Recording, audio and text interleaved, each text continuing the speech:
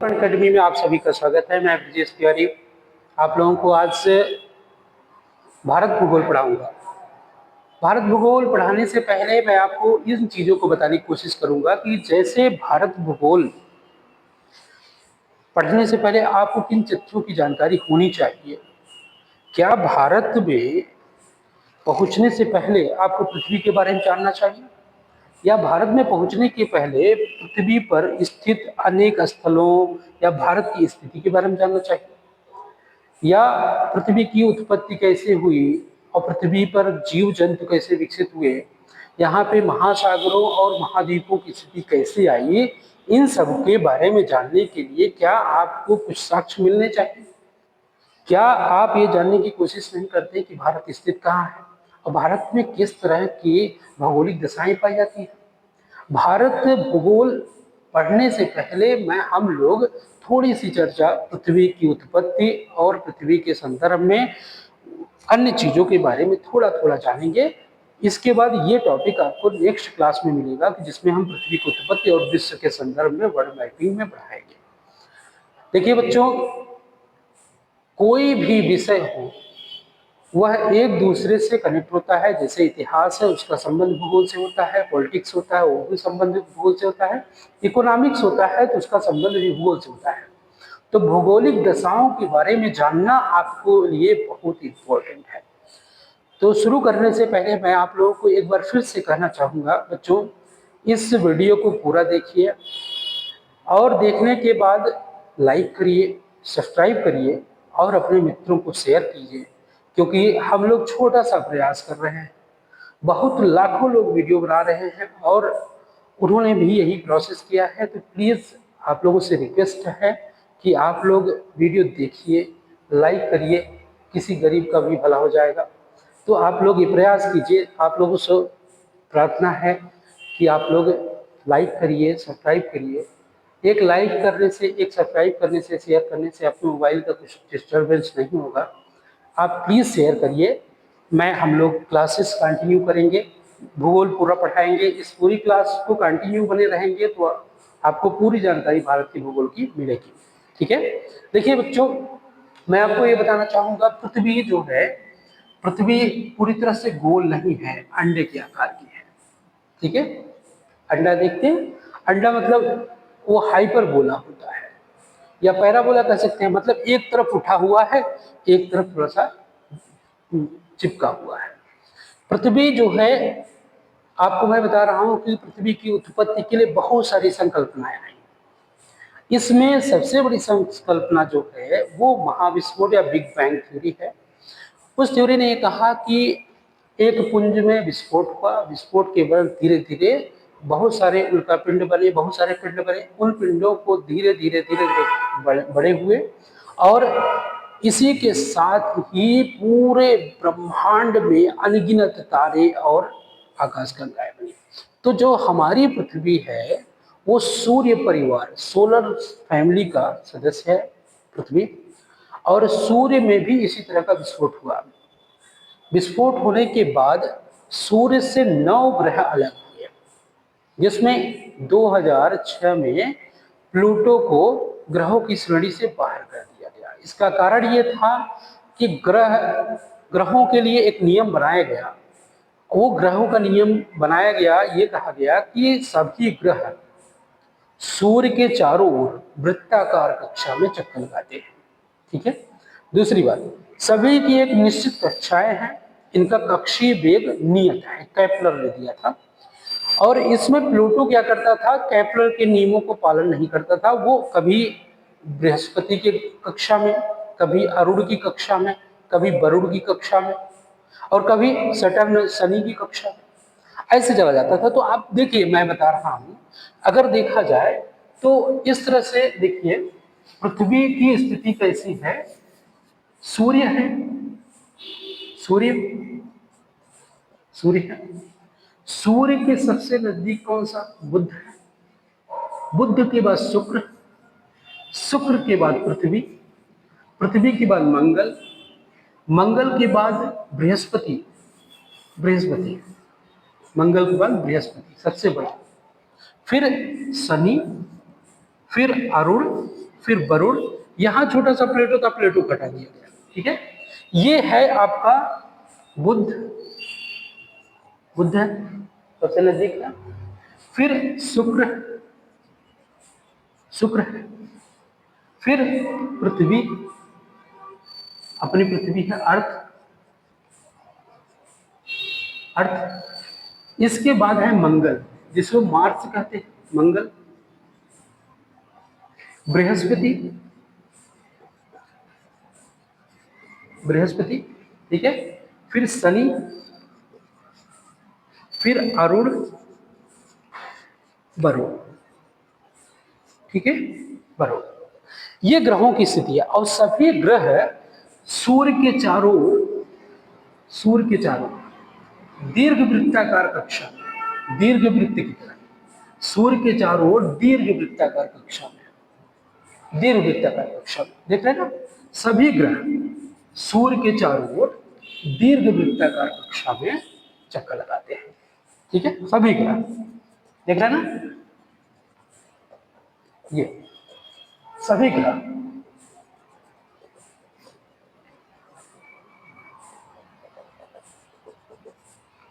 सभी ग्रह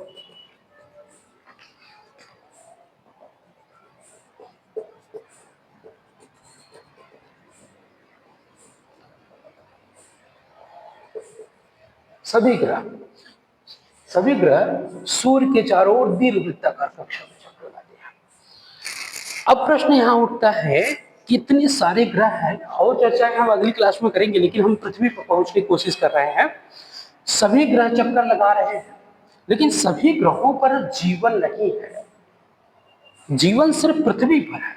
पृथ्वी एकमात्र ग्रह है जहां पे क्या है, जीवन है। कारण क्या है? कारण है सूर्य से एक निश्चित दूरी, सूर्य से एक निश्चित दूरी, बहुत नजदीक हो गया, तापमान ज्यादा होगा। सूर्य की किरणें बुध पर पड़ती हैं, लेकिन ध्यान सुनिएगा, मैं यहां पे फिर एक बार बताना चाहूंगा कि बुध सबसे ज्यादा तापमान वाला ग्रह नहीं है। सबसे ज्यादा तापमान वाला ग्रह है शुक्र। कभी कभी प्रश्न पूछा जाता है सबसे अधिक टेम्परेचर किस ग्रह पर है, तो सबसे अधिक टेम्परेचर बुध पर नहीं है, शुक्र पर है। इसीलिए इसको चमकीला ग्रह कहा जाता है। क्यों है? सूर्य की किरणें जब बुध पे पड़ती है तो बुध सबसे छोटा है, बुध से क्रॉस करके सीधे किस पे पहुंच जाती है, रिफ्लेक्ट होके, परावर्तित होके शुक्र पे। तो जितने भी प्रकाश की किरणें हैं, और प्रकाश सूर्य से, ध्यान सुनिएगा, सूर्य से प्रकाश आती है तो ये कैसे आती है, क्वांटम के बंडलों में आती है, बंडलों में।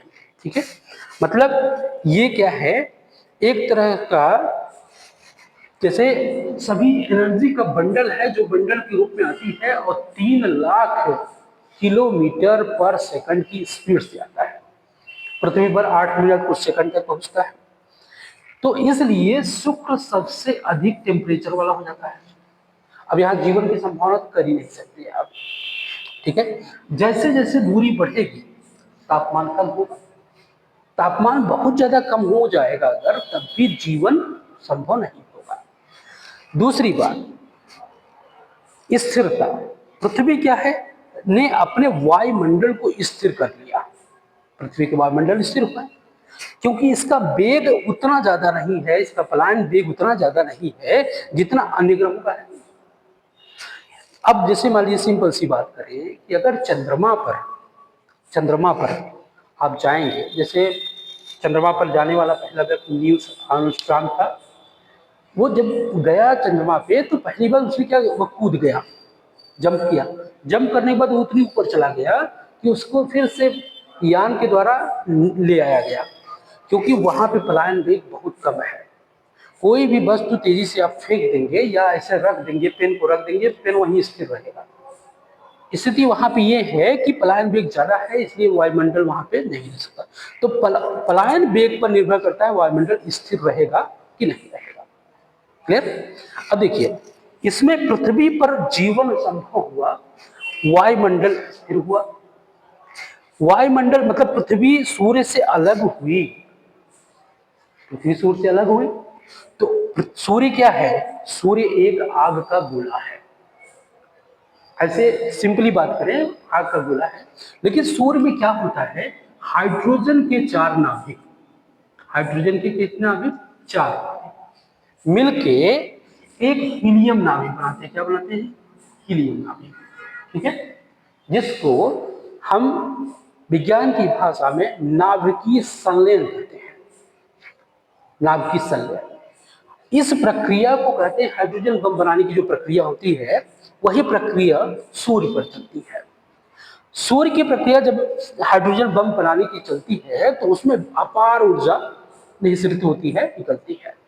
ठीक है, उसी ऊर्जा का उपयोग पूरी सोलर फैमिली करती है। पूरी सोलर फैमिली उसी ऊर्जा का उपयोग करती है।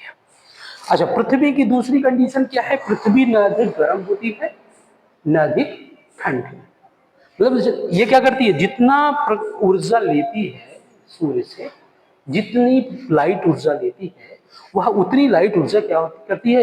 रिफ्लेक्ट कर देती है, परावर्तित कर देती है। इसलिए पृथ्वी न गर्म होती है ज्यादा, न ठंडी रहती है। पृथ्वी धीरे धीरे जब ठंडा होना शुरू हुई, अब जैसे पृथ्वी सूर्य से अलग हुई तो ये भी आग की गोला था, आग के गोले में धीरे धीरे ठंडा। कोई भी चीज जब ठंडा होती है, कोई भी चीज जब ठंडा होता है तो उसमें वाटर वेपर मतलब जल वाष्प ऊपर की तरफ निकलता है। वाटर वेपर क्या करेगा? ऊपर की तरफ निकलेगा। ऊपर की तरफ जल वाष्प जब ऊपर जाएगा, ऊपर जाएगा तो इसका नियम है कि कोई भी जल वाष्प जब ऊपर की तरफ जाएगा तो ये होता है हर 100 मीटर पे, कितने मीटर पे? 100 मीटर पे 0.65 डिग्री सेल्सियस टेम्परेचर क्या होता है? कम हो जाता है। टेम्परेचर क्या होगा? कम होगा। अब जल वाष्प जब पृथ्वी से ऊपर निकलना शुरू किया, जल वाष्प, पृथ्वी ठंडी होने लगी। पृथ्वी से जब ठंडी होने लगी तो जल वाष्प ऊपर की तरफ निकला और इसी गति से 0.65 डिग्री सेल्सियस टेम्परेचर पर 100 मीटर की स्पीड से ठंडी होने लगी जलवाष्प। जलवाष्प जब ठंडी हुई, जलवाष्प जब ठंडी होगी तो एक समय ऐसा आएगा जलवाष्प का तापमान 0 डिग्री के आसपास पहुंच जाएगा। 0 डिग्री के आसपास पहुंच गया और जल पूरा वायुमंडल यहां पे स्थिर हो गया और ठंडा हुआ। तो ये जलवाष्प क्या करेगा? बारिश के बूंदों के रूप में पृथ्वी पर गिरने लगेगा। पृथ्वी पर गिरना शुरू। वैज्ञानिक बताते हैं, भूवैज्ञानिक बताते हैं, ज्योग्राफिस्ट बताते हैं कि पूरे पृथ्वी पर 10,000 वर्षों तक, कितने? 10,000 वर्षों तक लगातार बारिश हुई है। 10,000 वर्षों तक लगातार बारिश हुई है। उस बारिश के बाद जितने गड्ढे थे, जितने संक थे, वो भर गए। संक भर गए। जब संक भर गए, गड्ढे भर गए तो कुछ उठे हुए भाग थे। जो उठे हुए भाग थे, जो उठे हुए भाग थे उनको कहा गया पैंजिया। वैज्ञानिकों ने नाम दिया पैंजिया। और जो पानी वाला भाग था उसको कहा गया पैंथालासा। अब पृथ्वी में जब 2 खंड बन गए, एक जल खंड बना, एक स्थल खंड बना। जल खंड को कहा गया पैंथालासा और स्थल खंड को कहा गया पैंजिया। पृथ्वी के अंदर आंतरिक बलन भी होता है और बाह्य दबाव भी पड़ रहा था। उस आंतरिक बलन से और बाह्य बलन से पृथ्वी के ऊपरी सतह में बदलाव शुरू हुआ। ये एक दिन में बदलाव नहीं हुआ है। इसको pre Cambrian, Cambrian, Carboniferous, Devonian, बहुत सारे युगों में बांटा गया है। वो धीरे धीरे बदलाव हुआ है। तो ये जल खंड और स्थल खंड धीरे धीरे बटे। पहले स्थल खंड 2 भागों में बटा। एक भाग को अंगारा लैंड कहा गया एक भाग को गोंडवाना लैंड कहा गया। और जलखंड जो बटा, पहले एक महासागर बना, फिर उससे विभाजित होते हुए 5 महासागर बने। और स्थल खंड जो अंगारा लैंड और गोंडवाना लैंड विभाजित हुआ, इसके बाद अंगारा लैंड में 4 महाद्वीप बने और 3 महाद्वीप बने गोंडवाना लैंड में। कुल मिला के 7 महाद्वीप बन गए और 5 महासागर। क्लियर? 5 महासागर बने पृथ्वी पर और 5 महासागर बने और 7 महाद्वीप। आपको पता होगा कि 7 महाद्वीप कौन कौन से बने।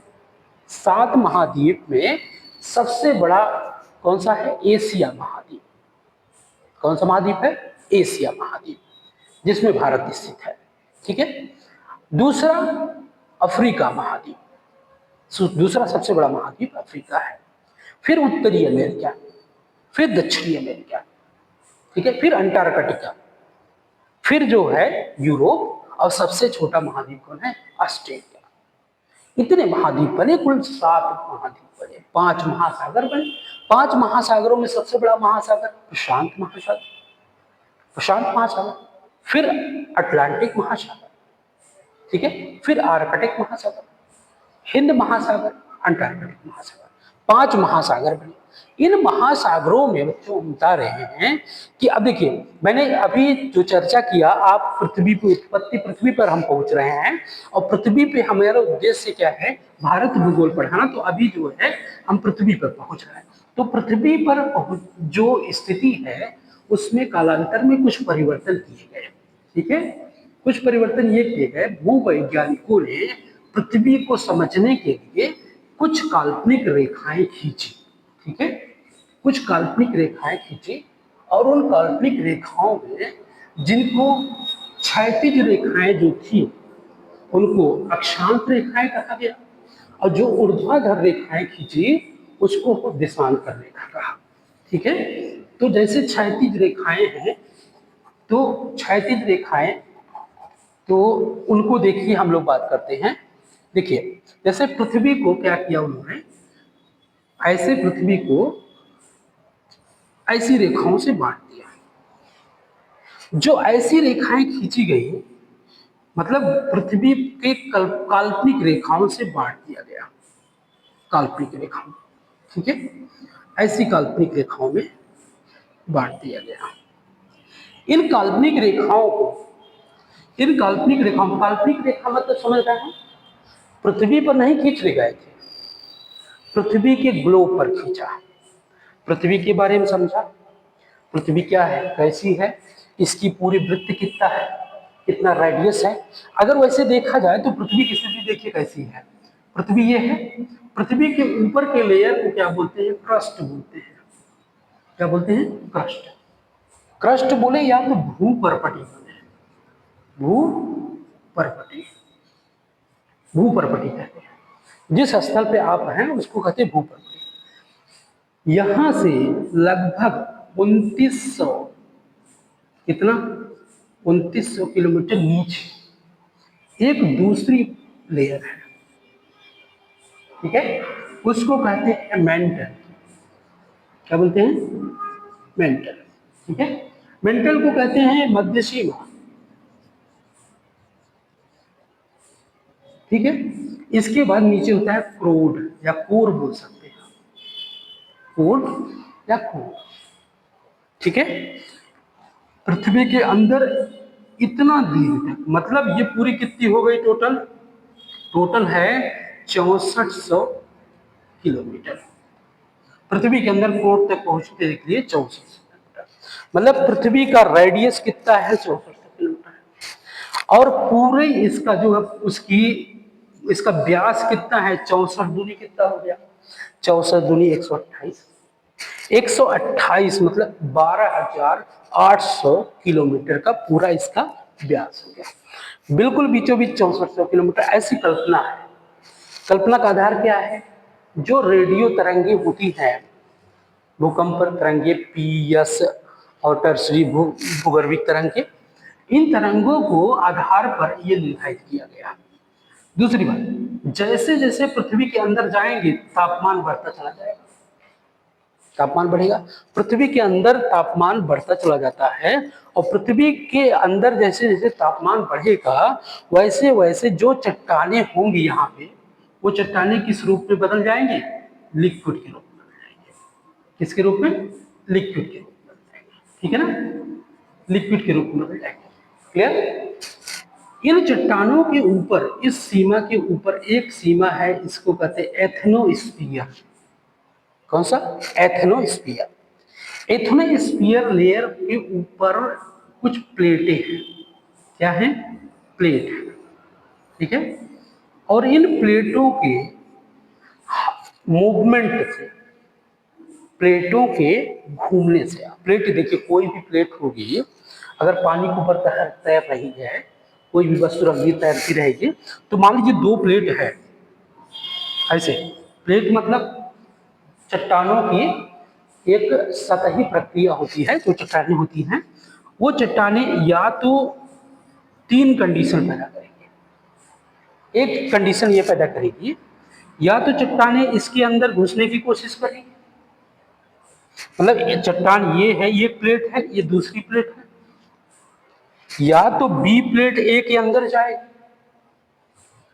ये ए प्लेट उसके ऊपर आए। दूसरी बात ये होगा, ये दोनों प्लेटें एक दूसरे से सट के चलेंगी। दूसरी बात।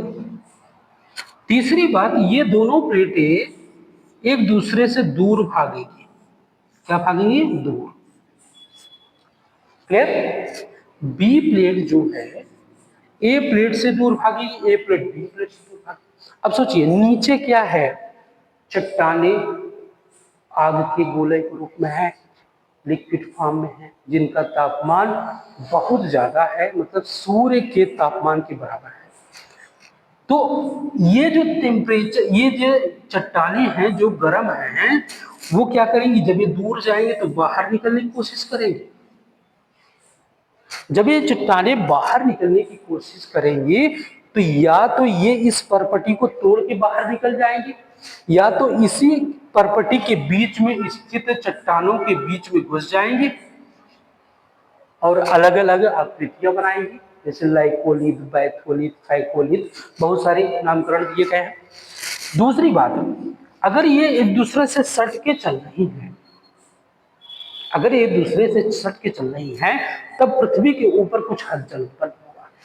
तीसरी बात, ये चट्टानें अगर घुसेंगी, जैसे आप देखिए ऐसे घुस रही हैं, तो इस तरह की उठाएगा परपटी को, मतलब पृथ्वी पे जितनी भू आकृतियां बन रही हैं, वो सभी भू आकृतियां, वो सभी भू आकृतियां पृथ्वी के आंतरिक हलचलों से ही होती है। ज्वालामुखी देख लीजिए, सुनामी देख लीजिए, या आप भूकंप देख लीजिए, पर्वत देख लीजिए, पहाड़ देख लीजिए, पठार देख लीजिए, जितनी भी आकृतियां बन रही हैं वो पृथ्वी के आंतरिक साथ साथ बाह्य हलचलों के कारण ही उत्पन्न होती है। क्लियर हो गया? इतने के। अब पृथ्वी को देखिए, मैं बात कर रहा हूं पृथ्वी पे, पृथ्वी को भूवैज्ञानिकों ने काल्पनिक रेखाओं के रूप में बांट दिया। काल्पनिक रेखाओं में बांटा, और वो काल्पनिक रेखाएं कैसी थी? ऐसे खींची। इन काल्पनिक रेखाओं को क्या कहा गया? अक्षांश। क्या कहा गया? अक्षांश रेखा। क्या कहा गया? अक्षांश रेखा। पूरी पृथ्वी को काल्पनिक रेखाओं से बांटा गया, और इन रेखाओं को क्या कहा गया? अक्षांश रेखाएं। इंग्लिश में इसको कहा गया latitude lines. Latitude lines. Clear? अब देखिए, इन अक्षांश रेखाओं के बिल्कुल बीचों बीच, बिल्कुल बीचों बीच एक रेखा खींची गई, जिसको भूवैज्ञानिकों ने क्या कहा? भूमध्य रेखा। क्या कहा? भूमध्य रेखा। भूमध्य रेखा, ठीक है। बिल्कुल बीचों बीच रेखा को जो किया, उसमें 0 डिग्री अक्षांश रेखा इसको भी कहते हैं। इसको 0 डिग्री अक्षांश रेखा भी कहा, भूमध्य रेखा कहा, और इसका नाम एक है विषुवत रेखा। क्या था? विषुवत रेखा, विषुवत रेखा कहा। ठीक है, भूमध्य रेखा, 0 डिग्री लैटिट्यूड लाइन या विषुवत रेखा। क्लियर? अब देखिए, 0 डिग्री अक्षांश रेखा के ऊपर, 0 डिग्री अक्षांश रेखा के ऊपर कि पूरे धरातल को क्या कहा गया? उत्तरी गोलार्ध। क्या कहा गया? उत्तरी गोलार्ध। इंग्लिश में क्या कहेंगे? Northern hemisphere. नीचे जितने भी स्थल थे या जलखंड थे उसको कहा गया दक्षिणी गोलार्ध। 0 डिग्री अक्षांश रेखा के नीचे, ठीक है, 0 डिग्री अक्षांश रेखा के नीचे जितने भी स्थल थे उनको कहा गया दक्षिणी गोलार्ध। क्लियर ना? उत्तरी गोलार्ध, दक्षिणी गोलार्ध। 0 डिग्री अक्षांश रेखा ऊपर कितने लाइनें खींची गई? 90 डिग्री तक 90 लाइन खींची गई। पृथ्वी पर 0 डिग्री से ऊपर 90 लाइन खींची गई, पृथ्वी पर 0 डिग्री के नीचे 90 लाइन खींची गई। समझ रहे हैं? 90 लाइन नीचे, 90 लाइन ऊपर। ये सभी रेखाएं क्या कर रही? अक्षांश रेखा। सभी रेखाएं अक्षांश रेखा कहलाती हैं। देखिए, कुछ और रेखाएं हैं, काल्पनिक रेखाएं, जिनके बारे में यहाँ पे बता देना जरूरी है। 0 डिग्री अक्षांश रेखा के ऊपर कितने पे? 23.5 डिग्री पे। कितना? 23.5 डिग्री। 23.5 डिग्री पर एक रेखा खींची गई जिसको कहा गया नाम कर्क रेखा। क्या कहा गया? कर्क रेखा। और 0 डिग्री नीचे 23.5 डिग्री पर, 23.5 डिग्री पर एक रेखा खींची गई, उसको कहा गया मकर रेखा। क्या कहा गया? मकर रेखा। क्लियर? मकर रेखा 23.5 डिग्री 0 से नीचे। ठीक है, इन रेखाओं के बारे में जानते रहिए, बाद में चर्चा करेंगे। ठीक है, इस तरह की रेखाएं जो खींची गई, इन रेखाओं के बीच में जो दूरी है वो लगभग समान है। हर के बीच में लगभग 111 किलोमीटर 12 किलोमीटर का डिस्टेंस है, और सभी रेखाएं काल्पनिक है। इसी तरह से कुछ रेखाएं ऊर्ध्वाधर खींची गई, ऊपर से नीचे 0 डिग्री देशांतर रेखा। अब ध्यान सुनिएगा, ये उत्तरी अक्षांश, ये दक्षिणी अक्षांश रेखा है। इधर 0 डिग्री अक्षांश रेखा, देशांतर रेखाओं के, ये देखिए ध्यान सुनिएगा, मैं मैप के बारे में जब बताऊंगा तो आप ध्यान रखिएगा। मैप में या प्रोफाइल फिगर में जिस तरह दिशाएं होती हैं, ऊपर की तरफ नॉर्थ होता है, नीचे की तरफ साउथ होता है, और इधर ईस्ट होता है और इधर वेस्ट होता है। मतलब ये उत्तर है, ये दक्षिण है, ये पूर्व है, और ये पश्चिम है। क्लियर?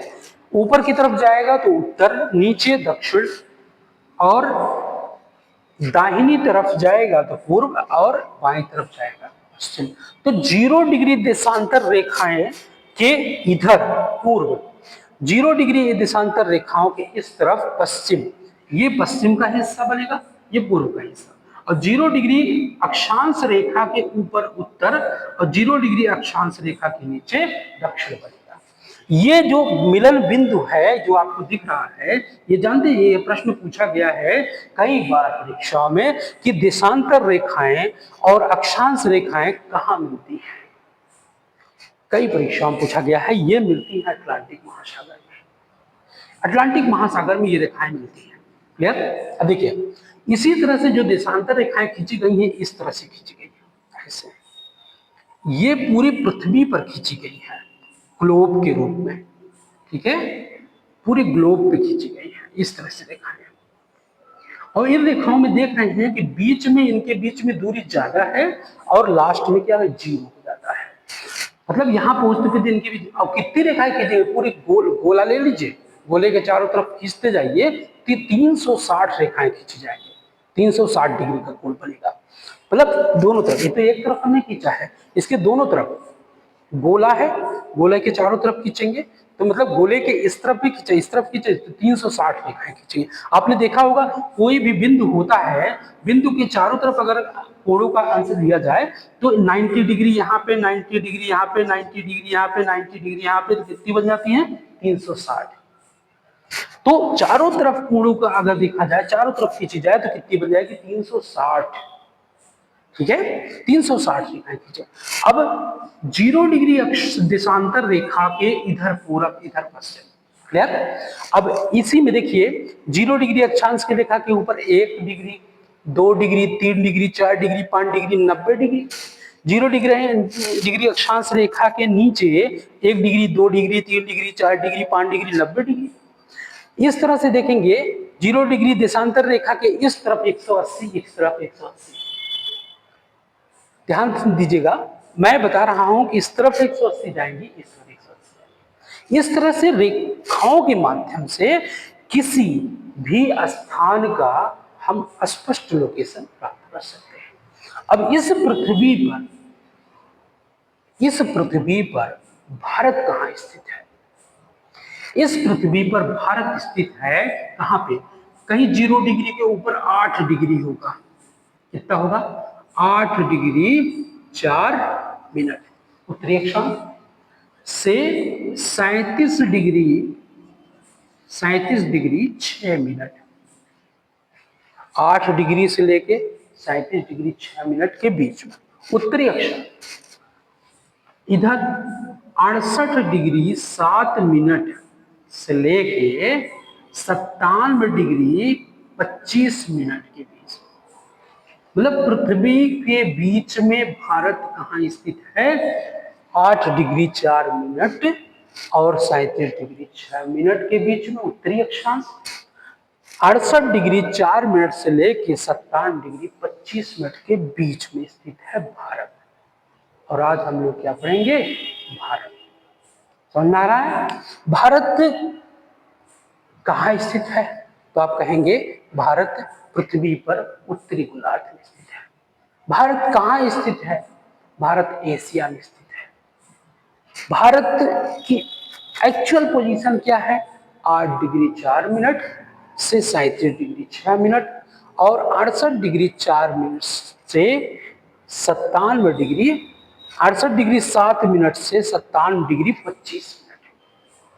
क्लियर? भारत स्थित है। इधर समझ में आ गया? अब देखिए, अभी मैं आपको बता रहा हूं कि भारत, इसको मिटा रहे हैं, ध्यान से दिया। इसमें जो है भारत की स्थिति तक पहुंचने के लिए हम लोग काफी लंबी यात्रा तो नहीं कर रहे हैं, लेकिन आपको समझ में आ रहा होगा कि भारत कहाँ स्थित है, इसके बारे में हम लोगों ने चर्चा किया। अब देखिए, भारत विश्व का 7वां सबसे बड़ा देश है। क्लियर? और भारत की स्थिति तक पहुंचने के लिए हम लोग पहले भारत देखेंगे, भारत कहाँ स्थित है।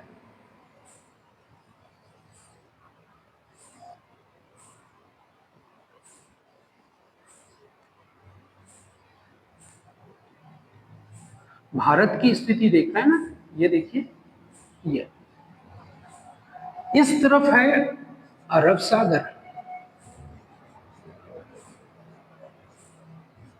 इस तरफ अरब सागर है, इस तरफ क्या है? बंगाल की खाड़ी, बंगाल की खाड़ी। पूरा ये सागर है, ये सागर है, पूरा सागर है। देख रहे हैं? पूरा सागर है। और इस पूरे सागर को क्या कहते हैं? हिंद महासागर, हिंद महासागर। क्लियर? अब देखिए, पृथ्वी पर भारत कहाँ स्थित है? हमने कहा था इस पृथ्वी भारत कहाँ स्थित है? पृथ्वी पे भारत उत्तरी गोलार्ध में स्थित है। किस महाद्वीप में स्थित है? एशिया महाद्वीप में स्थित है। अक्षांशीय विस्तार भी हमने बताया। और भारत इसलिए देखिए आपको बता रहे हैं कि भारत जो है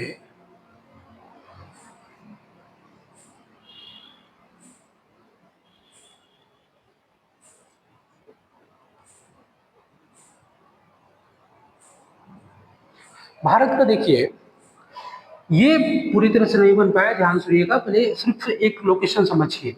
भारत कहाँ स्थित है? हिंद महासागर में स्थित है। भारत एशिया में स्थित है।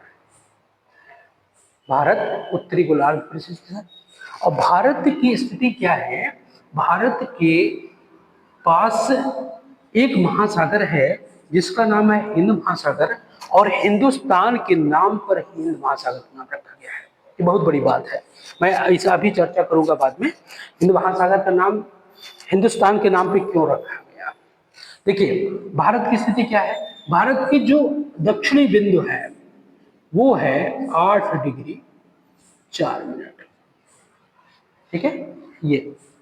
और ये जो उत्तरी बिंदु है ये है 37 डिग्री 6 मिनट। और ये वाला जो बिंदु है ये कहते हैं 68 डिग्री 7 मिनट। और ये जो बिंदु है ये क्या है? 97 डिग्री 25 मिनट। क्लियर? अब देखिए, भारत ये पूरी इसका अक्षांशीय विस्तार है। अब इस अक्षांशीय विस्तार के बीच में देखा जाए, देख लीजिए, लगभग 30 डिग्री का अंतर है दोनों में। 30 डिग्री का अंतर है इनके बीच में, 30 डिग्री का अंतर है। 30 डिग्री का अंतर मतलब यहाँ पे सूर्य पहले उदित होगा, 30 डिग्री के बाद यहाँ पे, मतलब ये क्षेत्र जो गुजरात का क्षेत्र है, अरुणाचल प्रदेश में पहले सूर्य दिखेगा, फिर यहाँ पे दिखेगा। क्लियर? तो दो, मतलब आप, मैं बता रहा हूं कि 1 डिग्री में यहाँ पे 4 मिनट होता है, ठीक है? तो 30 डिग्री में कितने मिनट होंगे? 30 गुणे 4 बराबर कितना? 120 मिनट होता है क्या? 120 मिनट। 120 मिनट में 2 घंटे। मतलब यहाँ पे अगर सूर्योदय 5 बजे होगा तो यहाँ सूर्योदय कितने बजे होगा? 7 बजे। 2 घंटे का अंतर होगा। ये अंतर होता है इसके बीच सूर्य की स्थिति में। ध्यान सुनिएगा, ये भारत जो है, भारत की पूरी बाउंड्री लाइन, ये पूरी बाउंड्री लाइन पूरी, ये कितनी है? मतलब यही नहीं, सिर्फ यहाँ पे अंडमान निकोबार द्वीप समूह को लेके, लक्षद्वीप को लेके पूरी है 15,200 किलोमीटर। पूरी कितनी है? 15,200 किलोमीटर पूरी बाउंड्री। भारत की जितनी बाउंड्री है सब क्या है? 15,200। इसकी जो स्थल सीमा, ये समुद्री सीमा है, समुद्री सीमा, पूरी समुद्री सीमा कितनी है? 7,516.5 किलोमीटर इतनी है समुद्री सीमा, ठीक है? और भारत विश्व का 7वां सबसे बड़ा देश है। और भारत का पूरा क्षेत्रफल विश्व के कुल क्षेत्रफल का 2.4% है। कितना है? 2.4%। विश्व के पूरे भौगोलिक क्षेत्रफल का 2.4% भारत का क्षेत्रफल है, ठीक है? और भारत के, हमने बता दिया कि पूर्व में बंगाल की खाड़ी, पश्चिम में अरब सागर, और नीचे हिंद महासागर और श्रीलंका स्थित है, ठीक है?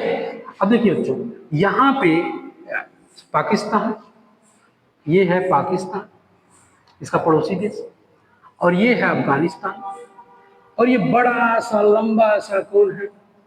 चीन है। क्या है?